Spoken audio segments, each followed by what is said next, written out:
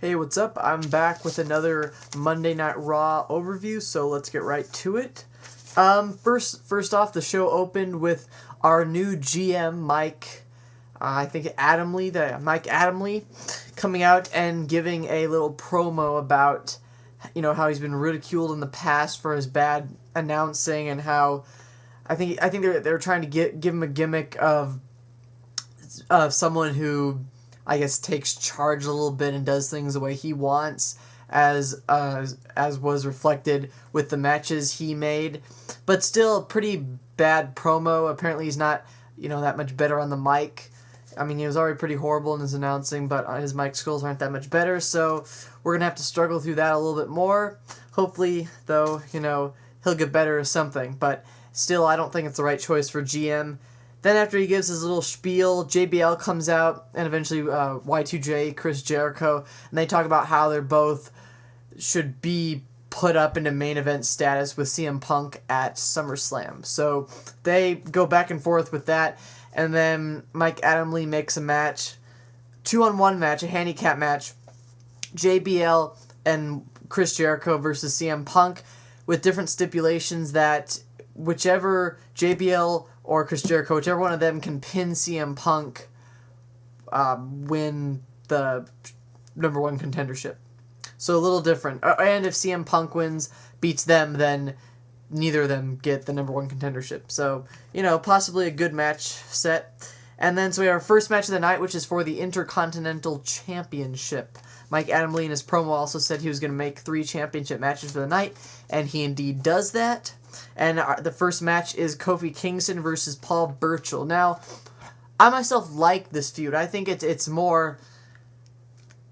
better balanced with Paul Burchill and Kofi Kingston, because you have a really popular face, Kofi Kingston, and then you have a really, maybe not popular heel, but he's a pretty damn good heel, Paul Burchill. So I kind of like that matchup, and I wish they would kind of do something more with this. After I talk about this match, you'll see where they kind of went after that, which isn't really in the right direction, I think. But it's a pretty good match. Kofi Kingston, of course, has high flying moves. Paul Burchill has his powerful moves.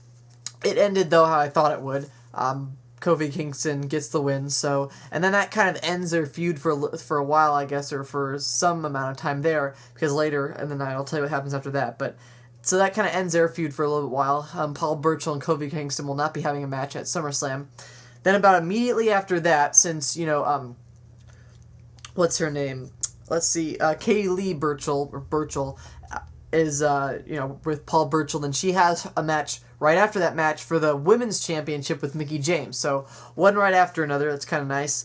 And again, this match is pretty straightforward, although, Katie Lee is a very good wrestler, and I want them to put the title on her at some point. Maybe not on a Monday Night Raw, but eventually, and hopefully soon, because Mickie James doesn't really need the title to stay popular. She'll be popular with fans pretty much unless she turns heel. Even if she turns heel, she'll probably be popular, but Katie Lee needs the title right now, and I think they really need to put it on her. Plus, she's a very good wrestler, not just in WWE, but also in amateur wrestling or in her independent circuit, I think. So, but that kind of ends her feud, too, with Mickie James, because she's with Paul Burchill, so ends her feud for a little while. And then after the match, Beth Phoenix comes out and basically thrashes Mickie around for a little bit, and then Santino comes out, and they kind of have a little ass-grabbing going on outside of the ring. So, pretty much they're playing off this relationship for kicks and giggles. And then, actually, right after that, I think, they have a backstage segment, which is what I was going to get to, and with Beth and Santino Marella, with the Mike Adamle, and they request a match for each of the championships, although Santino says he would like to be women's champion, which I don't even think he could be that, because, his wrestling ability has pretty much been shot to hell. So, but Mike Adamle makes a match, an intergender tag team match, Beth Phoenix and Santino Marella versus Kofi Kingston and Mickie James, and the stipulations, again, are different. Whichever team wins will receive both the belts. So both the belts are on the line. Whichever team wins get both those belts. So, will Santino and Beth win? It's definitely possible, because they can maybe work that into the relationship somehow. But, it's definitely possible they might do that. So that happens, and then we have another backstage segment with Jamie Noble and Kayla. They've broken up apparently, but Jamie Noble still wants to prove he's whatever, really, I don't really give a shit at this point. Jamie Noble pretty much, as you know, like last couple of weeks has been fighting these big, huge guys and gotten his ass pummeled and handed to him, so really doesn't matter. But William Regal comes out in the ring, and he kind of has his whole GM personality going on that he had before he left, although he's not GM anymore, so I guess it's kind of the King of the Ring sort of thing. I don't know if we're going to have to start calling him King Regal or something, or Royal Regal. Ooh, that'd be pretty good. A new name, Royal Regal.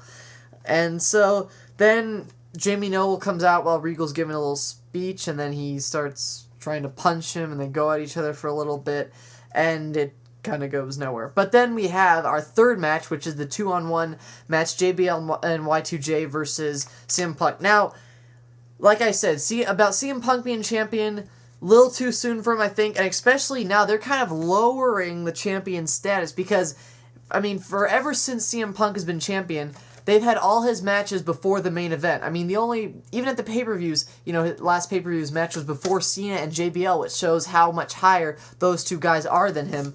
And here they have his match, well before, even a squash match that comes up later. So I really don't get why they're doing this. Maybe they also feel that he's not ready, but it's just a little disheartening because, he's supposed to carry the company, and basically if his matches aren't the main event pretty much every single week or every other week, there's something wrong. So, but anyways, to the match. So Jericho actually comes out in different wrestling gear. He has his man panties on instead of the leg stocker, I guess, pants he usually wears, which doesn't look too good on him. I don't know. He has kind of skinny legs, kind of like chicken legs. So, but that he comes out in that. I guess that's because he did his whole 180 now. He's definitely a heel, so maybe that's how they're trying to do that or something. But so the match is actually a pretty good match. It's probably the second best of the night. The main event was actually, personally for me, the best of the night.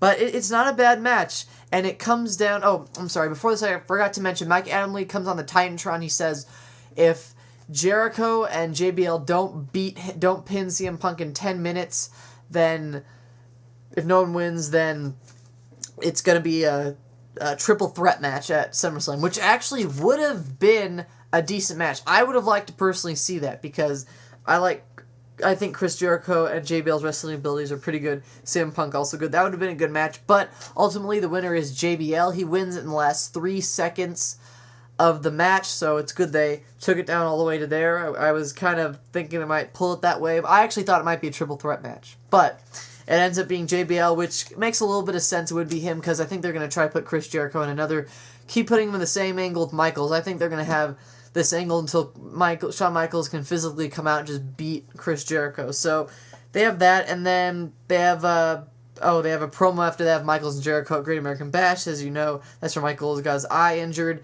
And then they have an interview with Shawn Michaels, and he says that he has a convenient doctor appointment 2 days before SummerSlam, at which point his doctor will tell him if he can compete or not, or he has to retire or whatever. So at SummerSlam, he's going to have a segment where he comes out and, tells his future, which I'm guessing is when he might get into a little scuffle with Jericho. Just a guess, but it could happen.